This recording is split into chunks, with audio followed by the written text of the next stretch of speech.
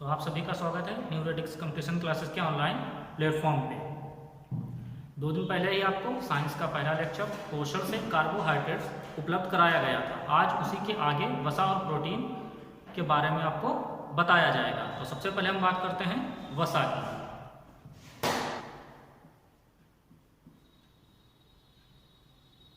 English में क्या कहते हैं इसे? फैट। तो कार्बोहाइड्रेट जिस प्रकार से ऊर्जा का स्रोत है, ठीक उसी प्रकार से वसा भी ऊर्जा का एक स्रोत है। 1 ग्राम वसा के दहन से 9.3 कैलोरी ऊर्जा प्राप्त होती है। कार्बोहाइड्रेट से कितनी ऊर्जा प्राप्त हो रही थी 1 ग्राम से? 4.1, जबकि वसा से लगभग 9.3 कैलोरी ऊर्जा प्राप्त होती है। मतलब हम यह कह सकते हैं लगभग दूनी से भी अधिक।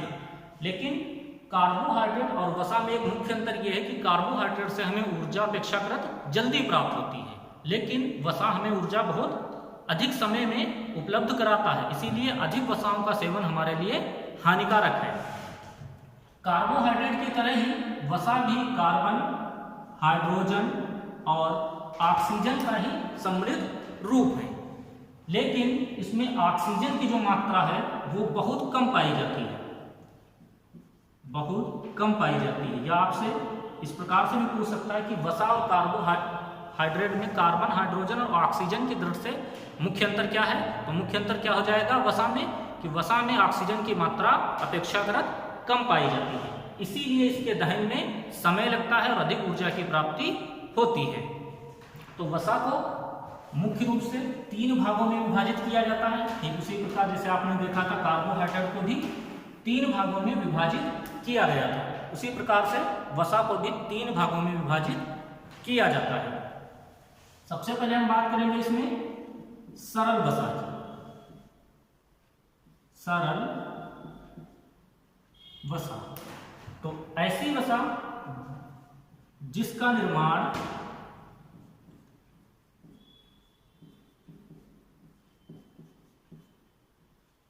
ग्लिसरॉल का एक अणु और वसीय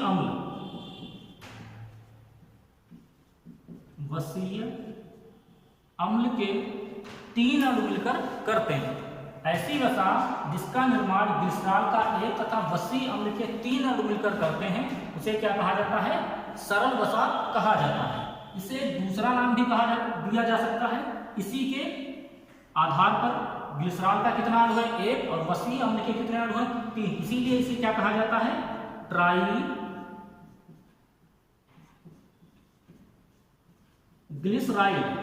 इसीलिए सरल वसा को एक अन्य नाम से भी जाना जाता है ट्राइग्लिसराइड के रूप में।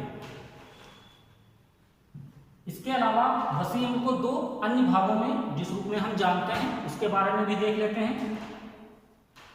तो जो वसा हम यूज कर रहे हैं मुख्य रूप से कौन सी है? पादप वसा, और दूसरा क्या है हमारा? जंतु वसा। पादप वसा जैसे कि हम तेल का यूज करते हैं, चाहे वो कोई भी प्रकार का तेल हो, जैसे कि सरसों का तेल है, सूरजमुखी का तेल है, सोयाबीन से भी तेल निकाला जाता है, मक्के का तेल है। तो ये सब क्या है? पादप वसा है। और जो पादप वसाएं हैं उसमें वसीय अम्ल के दोहरे बंध पाए जाते हैं। वसीय अम्ल के दोहरे बंध पाए जाते हैं। और ये जब आप केमिस्ट्री पढ़ेंगे तो आपको पता है जिसमें एकल बंध पाए जाते हैं उन्हें क्या कहा जाता है? संतृप्त। और जिसमें एक से अधिक मतलब 2 बंध या 3 बंध पाए जाते हैं उन्हें क्या कहा जाता है? असंतृप्त। तो जो पादप वसा है उसमें दोहरे बंध पाए जाते हैं, इसीलिए ये क्या हो जाएगा? असंतृप्त। असंतृप्त है, इसीलिए ये मूल रूप से किस अवस्था में पाया जाता है? द्रव के रूप में। किस अवस्था में पाया जाता है? द्रव के रूप में। और द्रव से अगर हमें ठोस बनाना है जिसे क्या कहा जाता है? जैसे कि जो पादप वसा है उसका अगर हमें घी बनाना है, वेजिटेबल घी बनाना है, यानी द्रव से अर्ध ठोस या ठोस की अवस्था में लाना है, तो इसके लिए हमें एक प्रक्रिया बनानी पड़ती है जिसे क्या कहा जाता है? हाइड्रोजनीकरण। जिसे क्या कहा जाता है? हाइड्रोजनीकरण। करण, मतलब अगर हम सरल वसा में हाइड्रोजन मिलाते हैं तो वो किसमें बन जाएगा, घी के रूप में परिवर्तित हो जाएगा, या वेजिटेबल घी के रूप में परिवर्तित हो जाएगा। यहाँ से क्वेश्चन काफी बार पूछा गया है कि जो तेल है उन्हें वसा, ठोस वसा में बदलने के लिए हमें किस पदार्थ को मिलाना पड़ता है, तो हाइड्रोजन को। यह क्रिया क्या कहलाती है, तो हाइड्रोजनीकरण कहलाती है। अब बात करते हैं जंतु वसा की। तो जंतु वसा जैसे कि आपका जंतुओं में मुख्य रूप से जैसे कि मक्खन दूध से ही प्राप्त होता है, घी हो जाएगा, या अन्य जो जंतुओं से प्राप्त होने वाली वसाएं हैं उन्हें क्या कहा जाता है, जंतु वसा कहा जाता है। तो जो जंतु वसा है इसमें दोहरे आबंध नहीं पाए जाते हैं, ठीक पादप वसा के विपरीत है, इसमें वसी अम्ल के दोहरे बंध नहीं पाए जाते हैं, इसीलिए ये कैसी है, संतृप्त है। दोहरे बंध इसमें नहीं होते हैं, इसीलिए ये कैसी है, संतृप्त है। संतृप्त है इसीलिए यह ठोस या संतृप्त है इसीलिए यह ठोस या अर्धठोस अवस्था में या अर्धठोस अवस्था में हमें प्राप्त होती है। तो जो जंतु वसा है जैसे कि मक्खन हो जाएगा, घी हो जाएगा, इसमें वसी अम्ल के दोहरे बंध नहीं पाए जाते हैं, इसीलिए इसे क्या कहा जाता है, संतृप्त वसा भी कहा जाता है। और यह किस अवस्था में मिलेगी हमको, ठोस या अर्धठोस अवस्था में प्राप्त होती है। अब बात करते हैं हम संयुक्त वसा की। ये तो था सरल वसा, और दूसरा इसका भाग जो है वो है संयुक्त वसा का। संयुक्त वसा, तो जो सरल वसा है वो क्या है, ग्लिसरॉल और वसी अम्ल के अणुओं का योग है। अगर उसी में ही हम सल्फर और नाइट्रोजन ऐड कर देते हैं, सल्फर और नाइट्रोजन को ऐड कर देते हैं, तो जो वसा प्राप्त होती है उसे क्या कहा जाता है, संयुक्त वसा कहा जाता है। जैसे कि फास्फोलिपिड्स,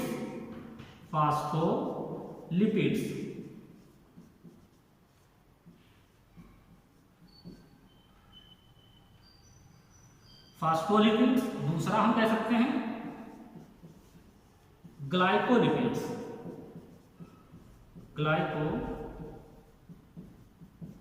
तो फास्फोलिपिड्स और ग्लाइकोलिपिड्स जो हैं वो क्या है, हमारी संयुक्त वसा है। फास्फोलिपिड जितनी भी कोशिका भित्ति हैं, जो पादपों की कोशिका भित्ति होती हैं, उसमें फास्फोलिपिड एक प्रमुख भाग होता है। जबकि कोशिका के निर्माण में ग्लाइकोलिपिड्स महत्वपूर्ण भूमिका निभाता है। अब जो वसा है वो डायरेक्ट वसा के रूप में ही हमारे शरीर में या ब्लड में नहीं पाई जाती है, बल्कि इस पर प्रोटीन का एक खोल चढ़ा रहता है। तो उस खोल रूपी वसा को क्या कहा जाता है, लाइपोप्रोटीन, मतलब ऐसी वसा जिस पर प्रोटीन का खोल है उसे क्या कहा जाता है, लाइपोप्रोटीन कहा जाता है। वसा हमारे रक्त में लाइपोप्रोटीन के रूप में ही गमन करती है। यह क्वेश्चन काफी बार पूछा गया है कि वसा रक्त में किस रूप में पाई जाती है, तो लाइपोप्रोटीन के रूप में पाई जाती है। तीसरा जो इसका प्रमुख भाग है उसकी बात करते हैं, सरल हो जाएगा, संयुक्त हो जाएगा। अब है व्युत्पन्न, है व्युत्पन्न वसा। तो व्युत्पन्न का मतलब ही क्या होता है, जो दूसरे से उत्पन्न हुआ। जैसे कि जब फिजिक्स आप पढ़ते हैं तो मूल राशियां और फिर व्युत्पन्न राशियां। मूल राशियां जो कि हमारी 7 हैं, उसके अलावा जो उनसे बनी हुई राशियां हमें व्युत्पन्न राशियां कहते हैं। तो वसा, संयुक्त सरल वसा और संयुक्त वसा, इनके विघटन से या इन पर जो विभिन्न क्रियाएं होती है उसके फलस्वरूप जो वसा उत्पन्न होती है उसे क्या कहा जाता है, व्युत्पन्न वसा कहा जाता है। तो व्युत्पन्न वसा का एक प्रमुख भाग है टर्पीन्स। व्युत्पन्न वसा का प्रमुख भाग है। इसके अंतर्गत विभिन्न प्रकार की वसाओं को शामिल किया जाता है। सबसे पहले हम बात करेंगे इसमें स्टेराइड की। राइट्स। तो स्टेरॉइड ऐसे पदार्थ हैं जो हमें तत्काल ऊर्जा प्रदान करते हैं। ये हमारा जो हार्मोनल सिस्टम है उसे बहुत अधिक प्रभावित करते हैं और सारी एनर्जी को एक बिंदु पर ही केंद्रित कर देते हैं। जैसे कि आप देखते हैं जो खेल होते हैं, ओलंपिक खेल हो या एशियन खेल हो, उसमें बहुत से धावक हैं या अन्य जो एथलीट्स हैं वो स्टेरॉइड का सेवन करते हुए पकड़े जाते हैं और निलंबित भी होते रहते हैं। तो जो स्टेरॉइड का सेवन है या जो प्रतिबंधित दवाएं हैं उनका जब सेवन किया जाता है तो इसके लिए दो प्रमुख एजेंसियां भी कार्य करती हैं। जैसे कि हमारे यहाँ भारत के अंदर नाडा काम करती है। ये एक्स्ट्रा नॉलेज है, इससे अलग ही नाडा आप लोग सुनते रहते होंगे, नेशनल एंटी डोपिंग एजेंसी। इसी टाइप से विश्व स्तरीय एजेंसी है, उसे क्या कहा जाता है, वाडा, वर्ल्ड एंटी डोपिंग एजेंसी। तो ये दोनों एजेंसी विभिन्न प्रकार की प्रतिबंधित दवाइयों के सेवन का ध्यान रखती हैं कि कोई भी खिलाड़ी इनका प्रयोग ना करे। तो ये क्या हो जाएगा, हमारा स्टेरॉइड्स हो जाएगा। मनुष्य में भी एक प्रमुख स्टेरॉइड पाया जाता है, यहाँ हम कह सकते हैं जंतुओं में एक प्रमुख स्टेरॉइड पाया जाता है, उसका नाम क्या है, कोलेस्ट्रॉल। बहुत अधिक नाम सुना होगा इसका। तो मनुष्य में भी एक स्टेरॉइड पाया जाता है जिसका नाम क्या है, कोलेस्ट्रॉल है। कोलेस्ट्रॉल भी रक्त में ही पाया जाता है और लाइपोप्रोटीन के रूप में ही गमन करता है। कोलेस्ट्रॉल क्या है, रक्त में ही पाया जाता है और लाइपोप्रोटीन के रूप में ही गमन करता है।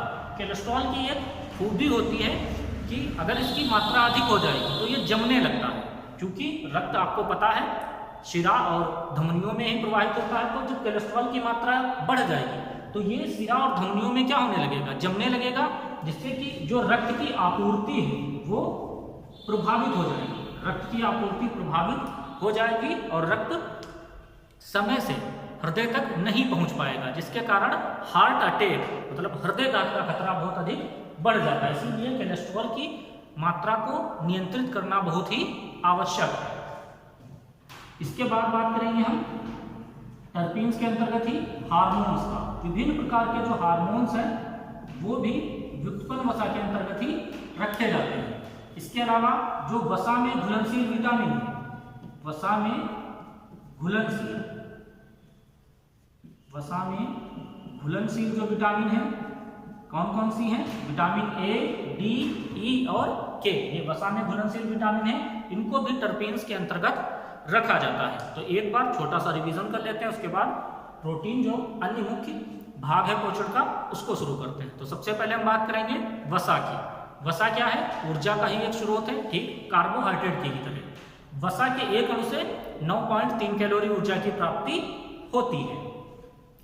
क्योंकि कार्बन, हाइड्रोजन, ऑक्सीजन का भी यह भी संयुक्त रूप है, परंतु उसमें ऑक्सीजन की मात्रा अपेक्षाकृत कम है, इसीलिए इनके दहन में समय लगता है। इसका अधिक सेवन मनुष्य के लिए हानिकारक है। वसा मुख्य रूप से 3 प्रकार की हैं, सरल वसा, संयुक्त वसा और व्युत्पन्न वसा। तो आप लोगों को ये वसा का जो पोर्शन है अच्छे से समझ में आ गया होगा। इससे भी क्वेश्चन पूछे जाते रहे हैं और मुख्य रूप से इससे क्वेश्चन कार्बोहाइड्रेट से तुलना के रूप में, या एक क्वेश्चन और भी बहुत अधिक इंपॉर्टेंट है वो भी पूछा जाता रहा है कि परीक्षाओं में इस टाइप से आता है कि निम्नलिखित में से सर्वाधिक ऊर्जा प्राप्ति किससे होगी। उसमें आपको प्रोटीन भी दिया रहेगा, वसा भी दी रहेगी और कार्बोहाइड्रेट भी दिया रहेगा। इसके अलावा अन्य चीजों में आपको एक ऑप्शन मिलेगा। तो सबसे अधिक ऊर्जा की प्राप्ति किससे होगी, वसा से। क्योंकि आप देख चुके हैं कार्बोहाइड्रेट से 4.1 जबकि वसा के 1 ग्राम से 9.3 कैलोरी ऊर्जा की प्राप्ति होती है। क्योंकि इसमें कंफ्यूजन इसलिए रहता है कि हम शुरुआत से ये पढ़ते आए होते हैं कि कार्बोहाइड्रेट ऊर्जा के प्रमुख स्रोत हैं, इसीलिए अधिकांश छात्र कार्बोहाइड्रेट को ही चुनते हैं, लेकिन वसा सही आंसर होगा। दूसरा इसका जो प्रमुख भाग है उस पर बात करते हैं प्रोटीन्स। तो प्रोटीन्स बहुत ही इंपॉर्टेंट है।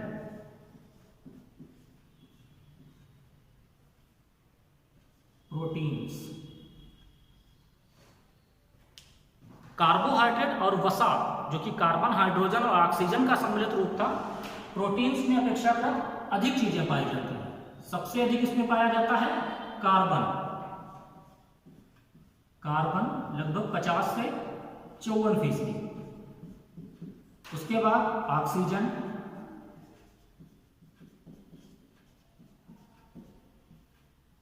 21 से 24%। इसके अलावा नाइट्रोजन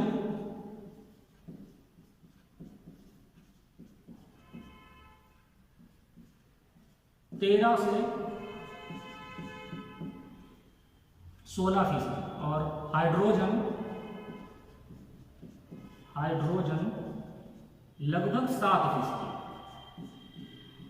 तो प्रोटीन्स में सबसे अधिक मात्रा में क्या पाया जाता है? कार्बन, उसके बाद ऑक्सीजन, नाइट्रोजन और फिर हाइड्रोजन पाया जाता है। प्रोटीन्स का जो नामांकन है वो किसने किया है? वो किया है बर्जीलियस ने। प्रोटीन का जो नामांकन है वो किया है बर्जीलियस ने। जैसे कार्बोहाइड्रेट और वसा ऊर्जा का प्रमुख स्रोत है, ठीक उसी प्रकार से प्रोटीन निर्माण का स्रोत है। निर्माण का मतलब जो हमारे शरीर में वृद्धि होती है। हमको पता है कि हमारा शरीर एक छोटी सी कोशिका से शुरू होता है और हमारे अंदर असंख्य कोशिकाएं और विभिन्न प्रकार के ऊतकों का निर्माण हो जाता है। तो जो कोशिका विभाजन है, एक कोशिका से दूसरी कोशिका का बनना, ऊतकों का बनना, इसमें सबसे प्रमुख भूमिका कौन निभाता है? प्रोटीन निभाता है। तो प्रोटीन क्या है? निर्माणकारी तत्व है, जबकि कार्बोहाइड्रेट और वसा क्या है? ऊर्जा के स्रोत है। प्रोटीन के अंतर्गत जो नाइट्रोजन है, इससे क्वेश्चन बहुत अधिक पूछे गए हैं। प्रोटीन के अंतर्गत जो नाइट्रोजन है, इससे क्वेश्चन पूछे जाते रहे। नाइट्रोजन ऐसा तत्व है जो प्रोटीन के विघटन के पश्चात शरीर इसे स्वीकार नहीं करता है, इसीलिए इसे शरीर से बाहर निकालना आवश्यक है। यकृत, आपको पता है केमिकल फैक्ट्री कहा जाता है यकृत को, क्योंकि जितने भी पदार्थ हैं, ठीक है, वो सभी यकृत द्वारा किसी न किसी रूप में बदले जाते हैं, उन्हें रक्त में मिलाया जाता है और किडनी द्वारा उन्हें छानकर शरीर से अलग किया जाता है। तो जो नाइट्रोजन है, जो प्रोटीन से नाइट्रोजन निकली है, उसे यकृत द्वारा पहले अमोनिया में बदला जाता है। पहले किसमें बदला जाता है? अमोनिया में। तो ये क्वेश्चन ही पूछा जाता है कि नाइट्रोजन किसके द्वारा अमोनिया में बदला जाता है? तो यकृत के द्वारा बदला जाता है, क्योंकि अमोनिया बहुत अधिक विषैली है। ये क्वेश्चन भी पूछा गया है कि सर्वाधिक विषैला उत्सर्जी पदार्थ कौन है? तो अमोनिया सर्वाधिक विषैला उत्सर्जी पदार्थ है। जब आपको उत्सर्जन तंत्र पढ़ाया जाएगा तो जो जंतु हैं उनको मूल रूप से 3 भागों में विभाजित किया गया उत्सर्जन तंत्र के आधार पर। अमोनिया टेलिक जो अमोनिया का उत्सर्जन करते हैं, यूरियोटेलिक जो यूरिया का उत्सर्जन करते हैं, और यूरिकोटेलिक जो यूरिक अम्ल का उत्सर्जन करते हैं। तो अमोनिया जो कि बहुत अधिक विषैली, इसीलिए से यकृत द्वारा पुनः किसमें बदल दिया जाता है? यूरिया में परिवर्तित कर दिया जाता है। अमोनिया जो अत्यधिक विषैली है, जल में घुलनशील है, इसे यकृत द्वारा पुनः किसमें परिवर्तित कर दिया जाता है? यूरिया में परिवर्तित कर दिया जाता है। और यह यूरिया ही उत्सर्जी पदार्थ के रूप में मनुष्य से मूत्र मार्ग द्वारा बाहर चली जाती है। तो यह क्वेश्चन में पूछा गया है कि मनुष्य में उत्सर्जी पदार्थ कौन है? तो यूरिया है, या हम कह सकते हैं मनुष्य कैसा है? तो यूरियोटेलिक है। अब यहीं पे बात करेंगे हम अब यूरिया से भी, क्योंकि इससे अलग पोर्शन है, तो आपको पता है यूरिया कैसा है? कार्बनिक पदार्थ है, और पहला कार्बनिक पदार्थ है जिसे लैब में बनाया गया था। तो नाइट्रोजन जो कि विषय, इसे शरीर से बाहर निकालना आवश्यक है। यकृत द्वारा इसे पहले अमोनिया में और फिर इसे यूरिया में बदल दिया जाता है। यहीं से एक क्वेश्चन पूछा जाता है, अमोनिया की जितनी मात्रा है सब यूरिया में परिवर्तित नहीं हो पाती, कुछ थोड़ी बहुत मात्रा बची रह जाती है। इसीलिए इससे एक क्वेश्चन बनता है कि जो हमारा मूत्र है उसका जो उसमें जो दुर्गंध आती है, जब आप मूत्र विसर्जन करते हैं तो उसमें दुर्गंध आती है, वो किसके कारण आती है? अमोनिया के कारण ही आती है। और इस अमोनिया के कारण ही अगर आप लगातार कहीं एक ही जगह पे या क्रिया करते हैं तो वहाँ जो घास वगैरह होती है वो सब जल जाती है। इसका प्रमुख कारण भी क्या है? अमोनिया है। और जो मूत्र का पीला रंग होता है, ये आप एक वर्णक है, किसके कारण होता है? यूरोक्रोम के कारण होता है। ठीक है, हीमोग्लोबिन के टूटने से यूरोक्रोम का निर्माण होता है, जो कि एक उत्सर्जी पदार्थ है, वो भी शरीर से बाहर निकाल दिया जाता है। तो प्रोटीन्स के बारे में जो इसकी संरचना है, विभिन्न इसके घटक हैं, इसके बारे में हमने जानकारी प्राप्त करी। अब इससे एक क्वेश्चन ऐसा पूछा जाता है कि जो बच्चे हैं उनके लिए सबसे अधिक आवश्यक क्या है? आप जानते हैं कि कार्बोहाइड्रेट, वसा, प्रोटीन्स, विटामिन हमारे लिए हर चीज उपयोगी है, लेकिन बच्चों के लिए सबसे अधिक उपयोगी कौन चीज है? तो सबसे अधिक उपयोगी कौन चीज है बच्चों के लिए?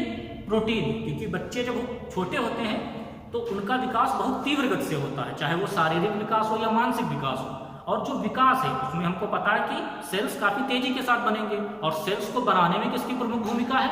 प्रोटीन की। तो ये क्वेश्चन बहुत बार पूछा गया है कि बच्चों के विकास के लिए सबसे महत्वपूर्ण तत्व कौन सा है? प्रोटीन है। इसीलिए कहा जाता है, क्योंकि माँ के दूध में बहुत अधिक मात्रा में प्रोटीन होता है, इसीलिए कहा जाता है कि बच्चे जो हैं वो पूरे साल, मतलब जितना भी टाइम दिया गया मुख्य रूप से 2 साल, वो माँ का दूध का ही सेवन करें। अगर आप डिब्बे वाला दूध लाते हैं तो उसमें नीचे एक आवश्यक सूचना अंकित रहती है। तो बच्चों के विकास के लिए सबसे ज्यादा इंपॉर्टेंट क्या है? प्रोटीन। अब मान लेते हैं कोई ऐसे बच्चे हैं जिनको इस प्रोटीन की मात्रा शुरुआत में पूर्ण रूप से उपलब्ध नहीं हो पाई, तो उनमें मुख्य रूप से 2 रोग होते हैं, और दोनों बहुत बार परीक्षाओं में पूछे गए हैं। एक तो है मैरस्मस और दूसरा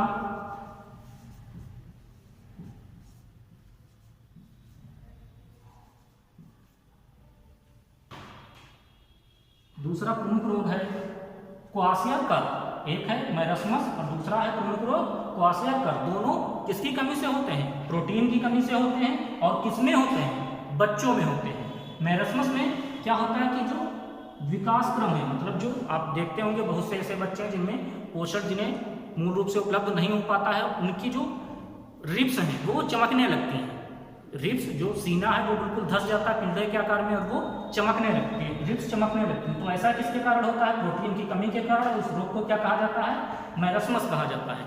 जबकि कुछ बच्चे आपने ऐसे देखे होंगे जिनका पेट निकल आता है, और जो पेट का झिल्ली है, ऊपर की परत है, वो बहुत पतली हो जाती है, मतलब ऐसा लगता है कि हम अंदर तक देख सकते हैं। ऐसा किस कारण होता है? तो ये रोग कौन सा है? क्वाशियरकर। और दोनों प्रमुख रोग किसकी कमी के कारण होते हैं? प्रोटीन की कमी के कारण होते हैं।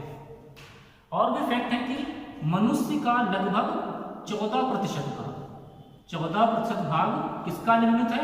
प्रोटीन्स का निर्मित है। मनुष्य का लगभग 14% भाग प्रोटीन्स का निर्मित है। जबकि मृत, अगर किसी व्यक्ति की मृत्यु हो गई है या सूखे शरीर का, मृत या सूखे शरीर का लगभग 75% भाग किसका है? प्रोटीन का। अगर मनुष्य जीवित है तो उसमें लगभग 14% भाग प्रोटीन का है, लेकिन मृत या सूखे शरीर का लगभग 75% भाग प्रोटीन होता है। प्रोटीन की जो इकाई है, प्रोटीन की जो इकाई है, इससे क्वेश्चन काफी बार पूछे गए। प्रोटीन की इकाई क्या है? अमीनो अम्ल। प्रोटीन की इकाई क्या है? अमीनो अम्ल। और मनुष्य में लगभग 20 अमीनो अम्ल पाए जाते हैं। प्रोटीन की क्या इकाई है? अमीनो अम्ल है, और मनुष्य में लगभग 20 अमीनो अम्ल पाए जाते हैं, जिन्हें 2 भागों में विभाजित किया जाता है। एक एसेंशियल, मतलब जो अनिवार्य है, दूसरे अनअनिवार्य।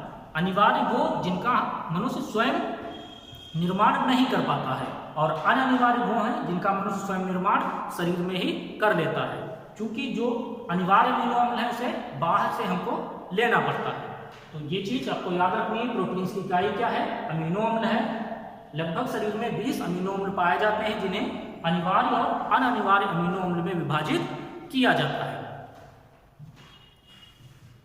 अब कुछ प्रोटीन्स की हम बात कर लेते हैं जो अलग अलग चीजों में पाए जाते हैं, उनसे भी क्वेश्चन पूछे जाते हैं।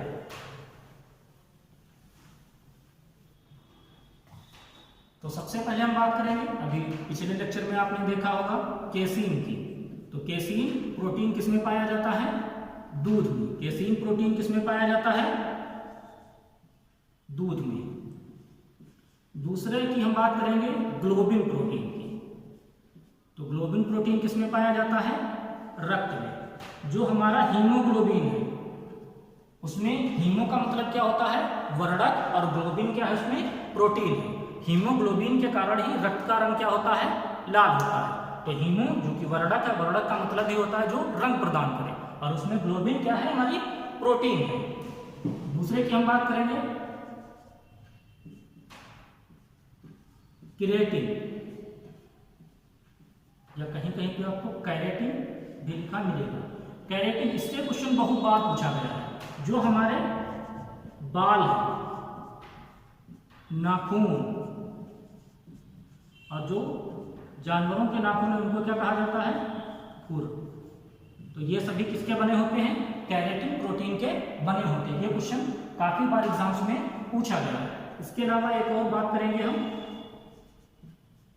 Fibrinogen protein. फाइब्रिनोजन प्रोटीन ये भी किसमें पाया जाता है? रक्त में पाया जाता है। जब आपको विटामिन पढ़ाई जाएंगी तो आपको पता है जो विटामिन के है वो रक्त का थक्का जमाने में सहायता प्रदान करता है। और वो किसके कारण कर पाता है ऐसा? फाइब्रिनोजन के कारण। फाइब्रिनोजन प्रोटीन है जो विटामिन के साथ मिलकर रक्त का थक्का जमाने में महत्वपूर्ण भूमिका अदा करता है। इसके बाद हम बात करेंगे ओसीन की। ओसीन प्रोटीन किसमें पाया जाता है? तो ये पाया जाता है हमारी हड्डियों में। तो हड्डियों में कौन सा प्रोटीन पाया जाता है? Ossein protein. और इसी से मिलता जुलता एक और नाम है, उसे बोला जाता है मायोसिन। तो मायोसिन जो प्रोटीन है वो हमारा पाया जाता है पेशियों में। तो मायोसिन प्रोटीन किसमें पाया जाता है? पेशियों में। जब आप पेशी तंत्र पढ़ेंगे तो वहां पे आपको बताया जाएगा कि पेशियां मुख्य रूप से 3 प्रकार की हैं, रेखित, अरेखित और हृदय पेशियां। इसके अलावा 2-3 और प्रोटीन है जिनके बारे में देख लेते हैं।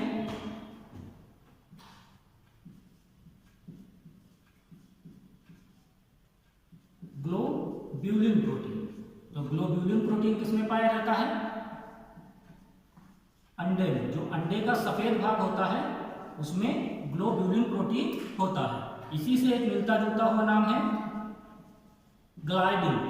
तो ग्लाइडिन प्रोटीन किसमें पाया जाता है? गेहूं में। ग्लाइडिन नाम का प्रोटीन किसमें पाया जाता है? गेहूं में। और एक और भी देख लेते हैं कि जीन नाम का प्रोटीन किसमें पाया जाता है? मक्का। मक्का जिसे कॉर्न बोला जाता है उसमें जीन नाम का प्रोटीन पाया जाता है। अगली बात करेंगे प्रोलेनिन्स की। प्रोलेनिन्स जो प्रोटीन है वो किसमें पाया जाता है? दालों में। जितनी भी दालें हैं, क्योंकि दालें प्रोलेनिन्स कुल ही का भाग है, इसीलिए दालों में कौन सा प्रोटीन पाया जाता है? प्रोलेनिन्स प्रोटीन पाया जाता है। एक आखिरी इसमें छोटा सा चैप्टर बचा हुआ है, उसको भी देख लेते हैं। उससे भी क्वेश्चन काफी पूछे जाते रहे कि प्रोटीन की जो मात्रा है वो अलग अलग पाई जाती है, किसमें सबसे अधिक पाई जाती है, ये भी क्वेश्चन पूछा गया है। तो सोयाबीन आप लोग देखते होंगे, सोयाबीन। तो सोयाबीन में प्रोटीन की मात्रा लगभग 44% पाई जाती है। इसके बाद हम बात करेंगे दालों की। तो दालों में लगभग 33% प्रोटीन पाया जाता है। इसके अलावा ये इसलिए लिख रहे हैं क्योंकि ये अलग से, इसके अलावा मांस हो जाएगा, हरे पत्तेदार सब्जियां हो जाएंगी, मक्खन हो जाएगा, इनमें भी प्रोटीन की मात्रा पाई जाती है। इसके अलावा क्लोरेला। क्लोरेला क्या है? एक शैवाल है। क्लोरेला क्या है? शैवाल है जिसमें प्रोटीन की लगभग 47% मात्रा पाई जाती है। अब मान लेते हैं कि किसी क्वेश्चन में ये 3 ही दिए हैं और एक अतिरिक्त में आपको मांस दे दिया या अंडा दे दिया, हरी पत्तेदार सब्जी दे दिया। अगर क्लोरेला दिया हुआ है तो सबसे अधिक प्रोटीन की मात्रा किसमें है? क्लोरेला में है। मोस्टली क्लोरेला नहीं दिया रहता है। शुरुआत किससे होती है? सोयाबीन से। तो अगर क्लोरेला नहीं दिया हुआ है तो सबसे अधिक मात्रा प्रोटीन की किसमें है? सोयाबीन में है। इसके अलावा एक सिंपल सा पूछा जाता है कि केवल अनाज से, मतलब दाल हो जाएगा, आपको गेहूं दे दिया जाएगा, मक्का दे दिया जाएगा या और चीजें दे दी जाएंगी, केवल इससे पूछा जाएगा कि निम्नलिखित में से प्रोटीन का प्रमुख स्रोत क्या है। तो अगर अनाज से रिलेटेड क्वेश्चन आ रहा है तो प्रोटीन का प्रमुख स्रोत क्या हो जाएगा? दालें। जो दालें हैं वो प्रोटीन का प्रमुख स्रोत है। तो आप लोगों को जो पहला वीडियो था कार्बोहाइड्रेट का, उसका लिंक डिस्क्रिप्शन में मिल जाएगा। आप लोग कृपया पूरा वीडियो देखा करें और अपने ग्रुप्स में भी शेयर करें, क्योंकि अगर हम 100 लोगों के साथ जुड़े हैं तो आप अदर 100 लोगों के साथ जुड़े हैं। आप अगर अपने ग्रुप्स में शेयर करेंगे तो यही वीडियो 1000-2000 लोगों तक पहुंचेगा। धन्यवाद।